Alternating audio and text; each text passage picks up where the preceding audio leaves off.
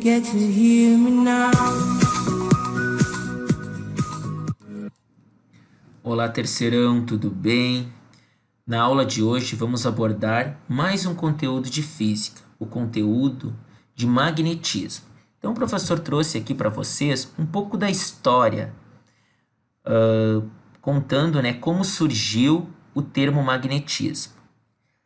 Reza a lenda que um pastor de ovelha da Grécia Antiga fez a primeira observação dessas propriedades magnéticas de pedra chamado magnetita. Então essa pedra magnetita ela surge de uma cidade chamada Magnésia, na região da Ásia, onde ela tinha grandes propriedades, né, de atrair objetos ferrosos à distância.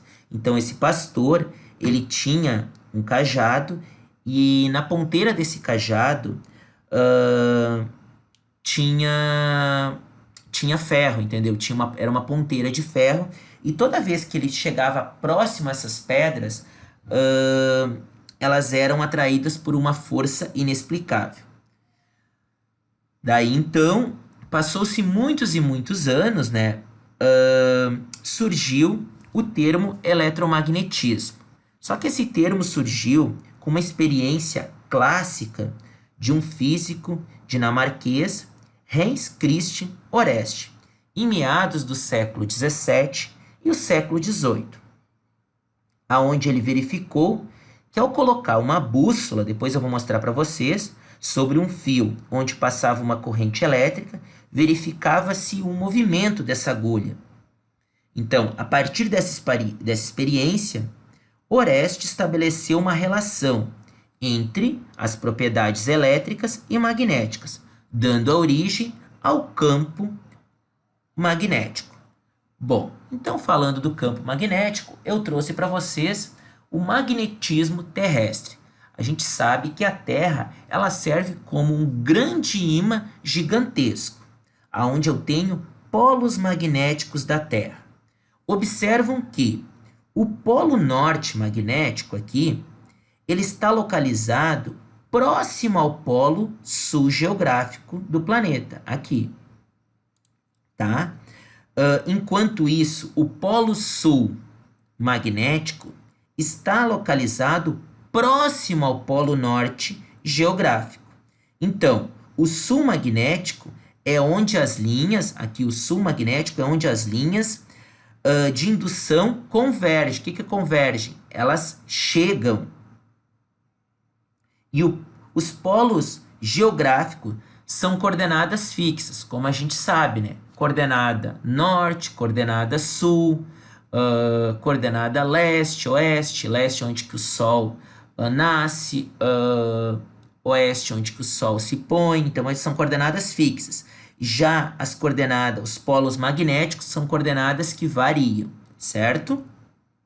Bom, aqui eu trouxe alguns fenômenos falando um pouquinho, né, da presença do magnetismo, tanto no planeta Terra, como na bússola, né, que era usada na época de navegações também para orientação, e também de um fenômeno, né, muito conhecido como aurora boreal.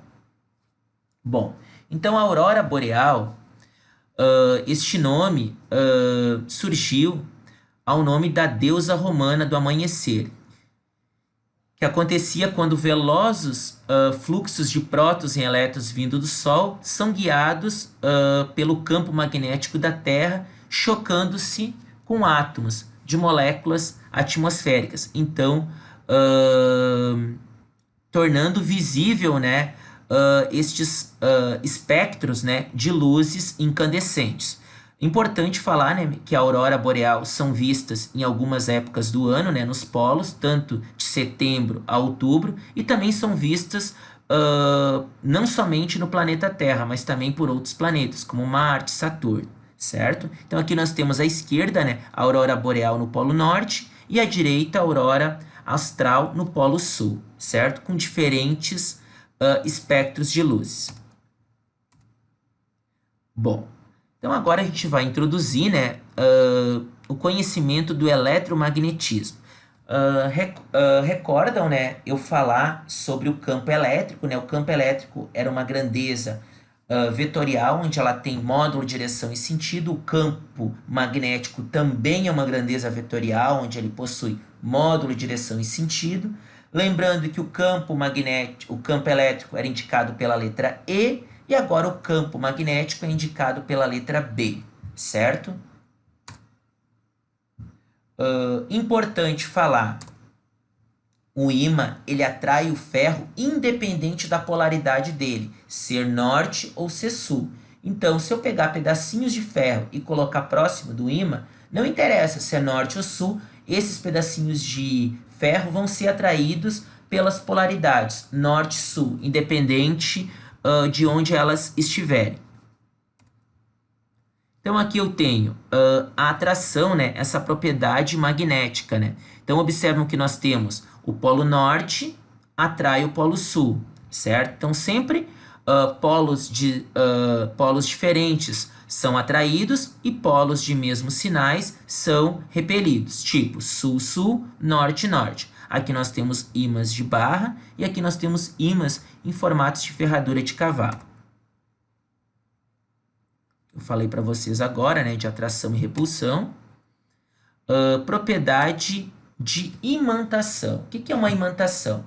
É quando eu pego, por exemplo, um ímã e pego um metal, pode ser até uma faca, esquento essa ponteira da faca e passo nas diferentes polaridades desse meu ímã. Então, eu vou criar nessa ponteira, nesse objeto de aço, o que eu vou criar? Eu vou imantar ele, eu vou criar ele com propriedades magnéticas. É como aquelas ferramentas, chave de fenda ou Phillips, que vocês vão colocar um parafuso e pode ver que o parafuso acaba sendo atraído pela ponteira dela. Por quê? Porque ela tem propriedades magnéticas. Exatamente, ela passa por esse processo, né, de imantação.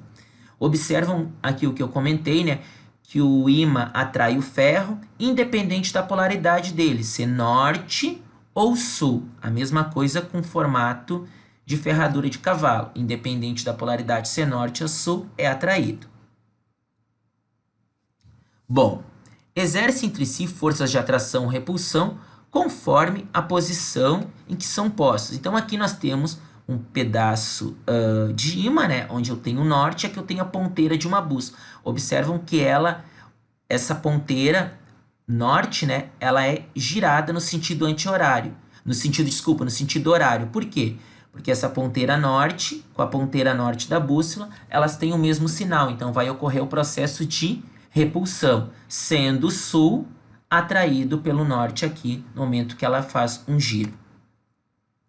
Bom, agora aqui eu tenho o processo de inseparabilidade. O que é o processo de inseparabilidade?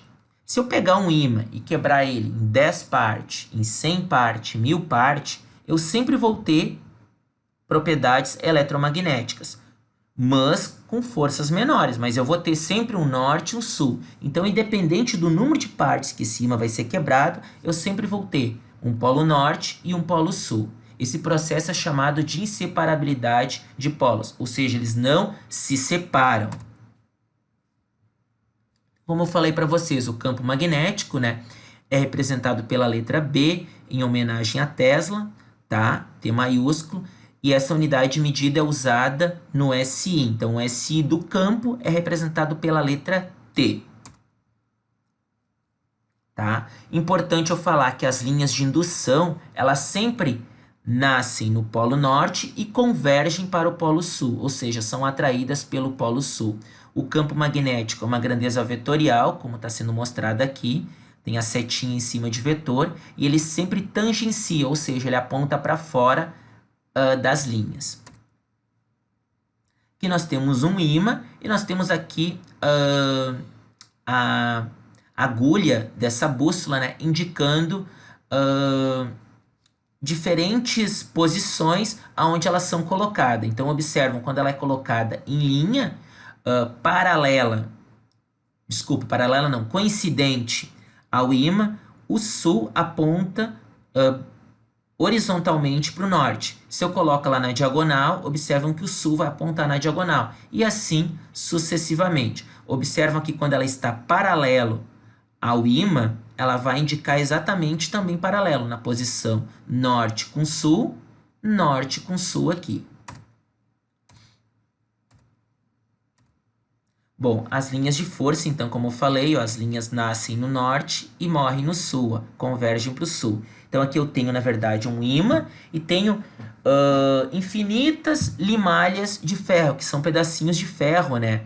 Se eu, por exemplo, for afiar uma faca, uma ferramenta, no momento que eu passo no esmeril, né, ele vai largar pedacinhos de ferro. Então, esses pedacinhos são pedaços de ferro. Se eu largar perto de um campo, vai ter essa minha imagem aqui, nessa demonstração de linhas onde eu tenho uma atração deste campo eletromagnético.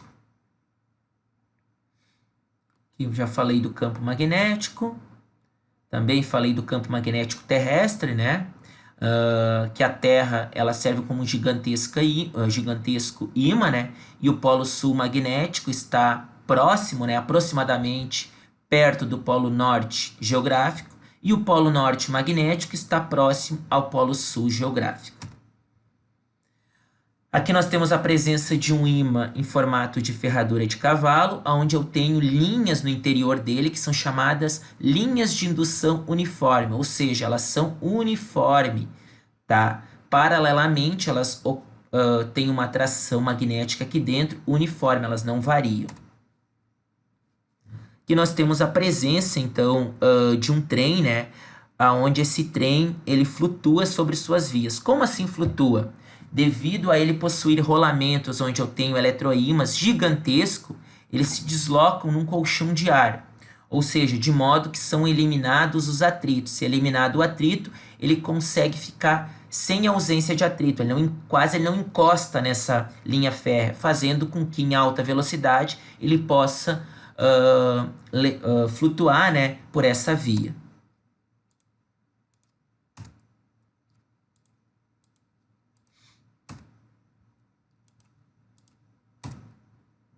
Então, a experiência de Orestes. O que diz a experiência de Orestes? Ele provou que as cargas elétricas em movimento podem gerar campo magnético.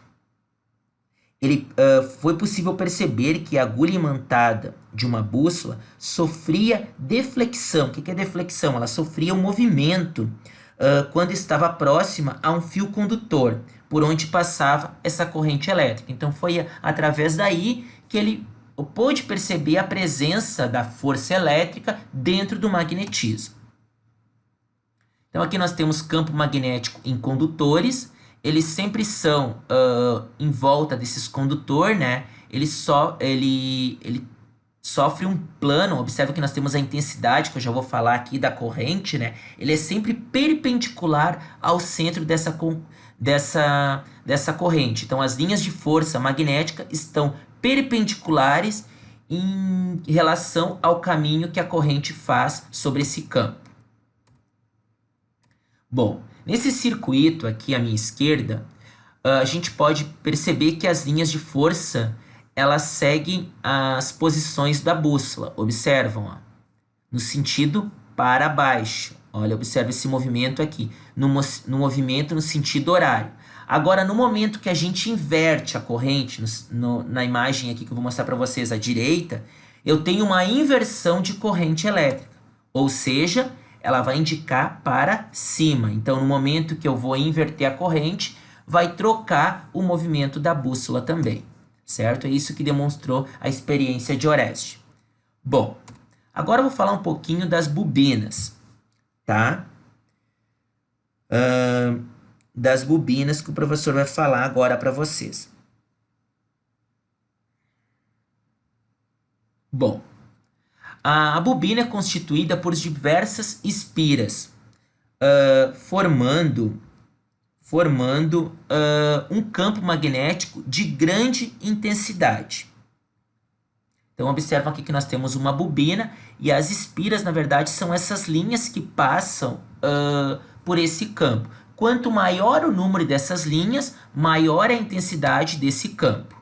Tá? Esses polos magnéticos numa bobina são determinados pelo sentido da entrada da corrente e por enrolamento dessas espiras na bobina.